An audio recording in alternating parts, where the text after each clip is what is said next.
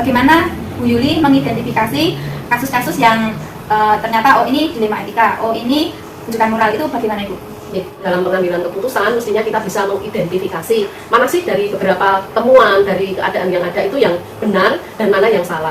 Tentu saja berdasarkan aturan perundang-undangan yang ada, juga berdasarkan norma masyarakat itu kalau seperti ini salah, kalau seperti ini benar dan seterusnya. Seperti itu. Oh, jadi selama ini Bu, ketika ternyata ada dilema etika, ada dua hal yang benar, sama-sama benar, akan melakukan apa Bu ketika ada masalah seperti ini? Terima kasih Bu Ipong. Ketika yang kita hadapi adalah dilema etika, itu biasanya yang pertama saya akan melihat siapa saja sih yang terlibat dalam pengambilan keputusan itu, nanti siapa saja yang akan saya libatkan. Terus berikutnya itu bisa juga nanti skala prioritas Mbak. Ketika semuanya mengandung nilai kebajikan, semuanya benar dan itu harus diambil salah satu, nanti skala prioritas mana ini yang lebih dulu. Bagaimana langkah-langkah Bu Yuli untuk mengambil keputusan itu Bu?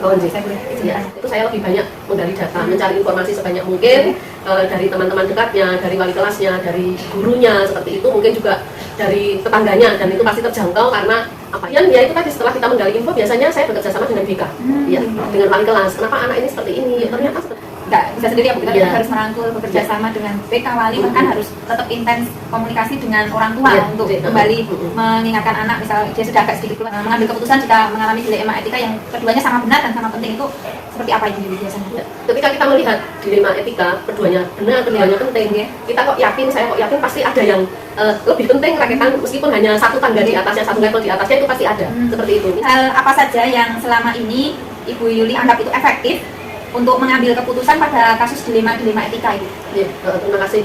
Yang menurut saya efektif ya saya mengajak duduk bersama beberapa teman yang memang berkepentingan dalam hal itu. Seperti itu. Jadi untuk mengambil keputusan bukan karena tidak berani mengambil keputusan, tetapi bagaimanapun juga masukan, suara, pendapat, ide dari teman-teman sejawat itu tetap harus kita perhatikan. Seperti itu. Jadi sama-sama ya, karena ketika masalah kita pikirkan bersama-sama, insya Allah nanti kan kedepannya baik.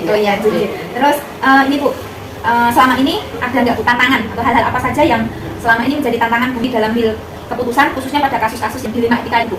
Tantangan itu pasti ada biasanya karena kita itu masih juga berpikir tentang perasaan. Kadang kita pakai ketika kita misalnya ada dua usulan dalam satu hari dalam jam yang sama, ini nanti akan berkegiatan ini, yang usul si A lalu yang satunya si B, semuanya penting, semuanya baik, semuanya bagus. Lalu bagaimanapun juga harus mengambil salah satu dari dua yang baik yang mengandung kebajikan, itu biasanya lebih ke ada rasa kurang nyaman, tetapi rasa kurang nyaman dengan pihak lain itu bisa kita antisipasi dengan kita duduk bersama seperti itu. Kenapa kok yang diambil yang ini dulu, yang ini nanti, seperti itu bisa kita sampaikan dengan duduk bersama, karena nanti minimalisir konflik juga ya, nanti ketika sudah bareng transparan di depan kelihatan, oh ini ada misalnya ini karena ini enak ini, seperti itu. Terus ini lagi bukan, misalkan ada kasus dilema etika seperti Ibu, kalau Bu Yuli itu biasanya misalnya ada kasus langsung diselesaikan itu juga atau bagaimana Bu? Atau misalkan perlu waktu untuk berdulu atau bagaimana sama ini? Karena menurut saya besok itu sudah ada dilema etika yang harapannya itu selesaikan ini, besok kita sudah punya planning yang lain lagi, tetapi tidak seperti itu. Kasus tertentu bisa diselesaikan jika diputuskan hari ini, tetapi untuk beberapa hal mungkin memang perlu waktu. Kali saya sebenarnya lebih cenderung ke segera diselesaikan, segera diputuskan seperti itu. Agar tidak menambah pikiran muncul dilema di depannya selesai gitu. Ada seseorang yang membantu saya atau mempermudah kita dalam mengambil keputusan, khususnya yang dilema etika itu bagaimana? Ada? Ya. Kan tadi saya sudah matur bahwa kita itu saya lebih mengajak teman lain, jadi kita kinerja yang akan membantu, memberikan masukan, ide dan seterusnya dari tim itu. Jadi untuk pertanyaan Bu Ipong itu, adakah seseorang? Ada, bukan seseorang tapi tim kerja, tim kerja. Iya, ada beberapa teman yang memang mungkin dari segi kemampuan berpikir sudah bisa menahan emosi, sudah bisa membedakan, sudah bisa menempatkan skala prioritas, itu nanti yang akan membantu mengajak untuk mengambil sebuah keputusan seperti itu. Faktor lain mungkin Bu ada? Kalau faktor lain karena masalah agamanya apa tidak, tapi lebih banyak ke tim kerja. Faktor lain misalnya gini, kita menjadi dilema etika, dalam segi anak agama, ternyata untuk menyelesaikan kita lebih pilih yang ini seperti itu. Ya ada juga dari agama itu yang baik ini, berarti saya meyakini seperti itu. Ada nggak? Kalau dari pribadi mungkin kayaknya enggak sih, bukan masalah agama yang mendorong kita untuk mengambil sebuah keputusan, tapi sekali lagi tim kerja, visi misi kita. Ini bagaimana cara Bu Yuli untuk mengukur efektivitas dari keputusan-keputusan yang sudah Bu Yuli ambil? Selama ini tentang keputusan yang kita ambil dari beberapa hal, beberapa peristiwa yang semuanya mengandung kebajikan seperti itu, ketika kita sudah mempertimbangkan, ketika kita sudah menerima masukan, ketika kita sudah menempatkan pakai skala prioritas itu kok nampaknya ya efektif seperti itu. Jadi untuk menetapkan sebuah keputusan yang ini dulu yang harus dilakukan, yang ini nanti belakangan seperti itu kok nampaknya efektif juga karena memang kita benar-benar kita mengkaji dari dilema etika itu mana sih ini yang harus kita prioritaskan seperti itu. Pembelajaran apa sebenarnya yang bisa kita petik dari pengalaman Bu Yuli tadi untuk menyelesaikan kasus-kasus dilema etika tadi? Dilema etika itu ternyata semuanya mengandung kebaikan, kebajikan seperti itu ya. Terkadang kita sulit juga ini harus yang mana, seperti kembali di atas lagi kita membutuhkan orang lain untuk memberikan ide masukan.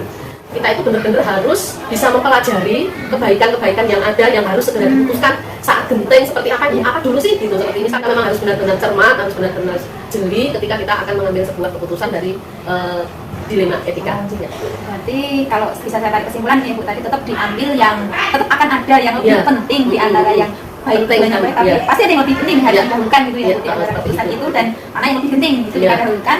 Serta kalau Bu Yuli tadi tetap kembali ketika suatu keputusan itu diambil bersama-sama dengan melibatkan semua stakeholder yang ada di sekolah.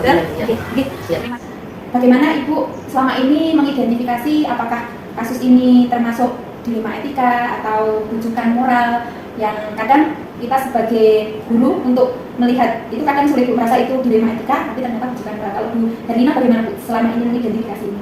Apakah kasus itu membahayakan siswa, guru, atau orang tua? Ini kita lihat. Kalau hanya sebatas yang tidak membahayakan, itu cukup kita selesaikan dengan cara musyawarah dengan siapa kita berkasus. Misalnya ada guru yang berkasus, cukup saya panggil. Kalau nanti bisa diselesaikan dengan hati nurani atau dengan jiwa kita sebagai bangsa Indonesia yang berbudaya, nah kita selesaikan dengan baik secara kekeluargaan. Kalau ada misalnya melibatkan anak dengan orang tua juga, kita lihat apakah itu membahayakan atau tidak. Kalau tidak, mengapa kita harus melanjut ke ranah hukum? Nggak usah. Mari kita selesaikan secara bersama-sama. Nah, itu seperti itu biasanya. Anak kita panggil, orang tua kita panggil. Misalnya ada dua siswa yang ada masalah, nanti kedua orang tua juga kita panggil.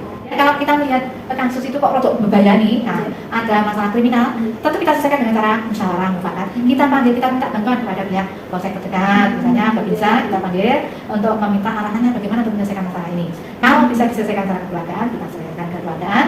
Tetapi kalau sudah masuk kriminal, ya bagaimana nanti dari pihak polsek untuk menyelesaikan sebaik-baiknya. Berarti intinya tadi ya ketika itu sudah membahayakan itu kita juga nanti akan berbeda langkahnya ada saja ketika dengan yang ini tidak membahayakan seperti itu. Ada sih itu ketika ada yang sama ini benar semua. Bisa ambilnya bagaimana ya? Diatur secara etika dulu, karena yang paling penting etika. Kemudian etika diarahkan ke peraturan sekolah yang memang rodok keras seperti itu. Tetapi kita sama-sama biar itu kode itu saya juga tidak salah melanggar peraturan, si ibu ini juga tidak melanggar etika di masyarakat. Jadi mari ini dibimbing, diharuskan, kemudian sampai pada semuanya tidak dilanggar. Nah, seperti itu. Kita arahkan pelan-pelan agar kita sesuai aturan, tapi tidak menyalahi etika juga ya. Kasus-kasus yang sering atau istilahnya intens terjadi di SD terkait itu biasanya apa Bu? Ya biasa kalau anak-anak biasanya berkelahi. Nah itu lumrah untuk anak-anak itu berkelahi karena itu tadi yang langkah-langkah yang biasa Ibu lakukan hampir sama dengan itu tadi ya. Berarti misal ada masalah kita tunjukkan dulu. Setelah itu nanti selesaikan saat itu misal orang tua belum apa istilahnya masih ada masalah kita pertemukan kita solusinya seperti apa dan kita masukkan ke anak itu yang seperti itu. Jadi cara Ibu untuk mengambil suatu keputusan atau biasanya Ibu berdasarkan siapa atau Ibu melihat dari sisi mana mengambil suatu keputusan? Kita meminimalisir adanya masalah. Caranya sejak awal kita mendidik anak-anak itu sepulang sekolah itu berdoa, kita mengucapkan terima kasih pada Bapak Ibu misalnya, mesti itu setiap hari setiap pulang terima kasih Bapak Guru dengan bahasa Jawa, sugeng siang Pak Guru, matur nuwun Pak Guru, nyuwun pangapunten kanca-kancaku. Jadi anak-anak sudah terbiasa dengan budaya minta maaf dan masalah seperti tadi. Saya selalu ajarkan pada anak-anak, ayo segera apa yang kamu lakukan tadi yang membuat temanmu menangis apa, mereka bercerita versinya ini gimana. Anak-anak diajarin nembang Jawa, lagu Jawa itu kan banyak sekali mengandung pesan-pesan yang Jadi tadi tetap pertama kali harus ditemukan, kita cari akar masalahnya dengan ngobrol dengan anak sebenarnya. Terus Ibu Bu, misal ada masalah itu tadi, ada tekanan, ada sebuah tertentu, atau misalkan ada suatu masalah, itu Ibu biasanya langsung menyelesaikan saat itu juga, atau menunggu dulu, atau mungkin Ibu diam dulu, atau istilahnya mencari dulu, oh ini saya sebaiknya seperti apa, atau menunggu dia Ibu bagaimana, bisa ada masalah terus langsung saya selesaikan, atau menunggu dulu. Lihat kasusnya, kalau misalnya kasusnya hanya ringan, itu langsung saya selesaikan. Tetapi nanti kalau kasusnya sudah kriminal, saya cari data pendukung dari lingkungan anak atau Bapak Ibu wali kelas, terus nanti segera kita selesaikan. Jadi tidak ditunda-tunda. Misalnya ada yang kehilangan uang misalnya, kehilangan uang tapi rada oke. Nah itu rada ya. Itu kalau yang sudah ada kriminal berbeda, kita kasih kata pendukung dulu, kemudian bantuan dari Bapak Ibu Wali kelas seperti itu mereka selesaikan. Terus kita panggil orang tua, terus kita panggil juga dari pihak polsek. Kita sebenarnya ngajak itu biar dari seksi. Oh iya Bu. Berarti anak juga nanti polisi nanti biar ada jerahnya gitu. Efek jerahnya. Oh berarti itu tadi prosedurnya tetap selesaikan dulu. Misal nanti itu berurusan dengan kriminal yang istilahnya biar kita beri efek jerah, anak kita panggil pihak dari kepolisian gitu ya Bu. Minimal anak ketika ada Pak Polisi kan, aku nggak mengulangi takut itu Pak Polisi. Terus ini Bu, selama ini Bu di sekolah itu apakah ada seseorang yang memang dia dalam ikut membantu istilahnya andil dalam mengambil keputusan di sekolah itu, atau faktor-faktor apa saja yang ada di sekolah yang selama ini mendukung Bu Herlina untuk mengambil satu keputusan khususnya dalam kelima etika? Oh ya, kalau saya itu sering-seringnya ngadunya ke Bapak Komite, Pak Nadijo. Pak Nadijo itu orangnya yo pinter tanda petik segalanya. Itu kayak dia Pak Nadijo itu, saya betul pernah ada. Kemudian ada juga satu Pak Guru agama di tempat saya, Pak Walio, itu juga sering saya ajak untuk sharing, berbagi untuk pengalaman. Nek ono guru ini di Pak, nek aku podo penake, nek aku podo nyaman-nyaman, nek menerangkan. Agama gitu. Apa yang jadi pembelajaran Ibu ketika menemui masalah kelima etika itu, atau hal-hal apa yang biasanya Ibu rasakan ketika menyelesaikan urusan kelima etika itu? Oh ya, kalau saya dalam hidup ini, saya kan sudah tua, ibaratnya ngegarik-ngetek ke 6 tahun udah pensiun. Terus saya pikir saya itu ya, saya tua itu saya makan. Nah itu dengan adanya banyak masalah tersebut hanya ada dua. Nek misalnya kok kui masalah ini sudah diambil, saya selalu sebut. Kalau masalah itu rada abot, itu menjadi saya itu menjadi kurangnya bersabar. Nah hanya dua poin, itu sabar dan syukur.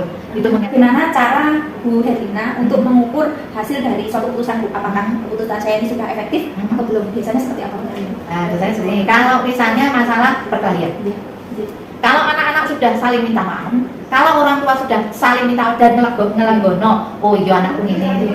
Jadi belum tentu anaknya itu benar dan nah, itu seperti itu. Kalau mereka sudah saling berkomunikasi dengan baik lagi, bermain lagi, itu berarti alhamdulillah saya sudah berhasil. Gitu. Kalau kemudian kalau misalnya kalau tadi ada yang nyuri uang misalnya kriminal, kalau anak itu sudah menulis pernyataan tidak di atas kertas, kemudian sudah berjanji tidak akan lagi, dan berikutnya sudah tidak dapat bagian kriminal lagi, berarti sudah beres. Oh gitu. Nah, ya, tidak kasus-kasus saya ya. Ada masalah dan itu sudah selesai dan semuanya sudah istilahnya mengakui bahwa saya salah dan tidak mengulangi lagi, maka itu sudah selesai.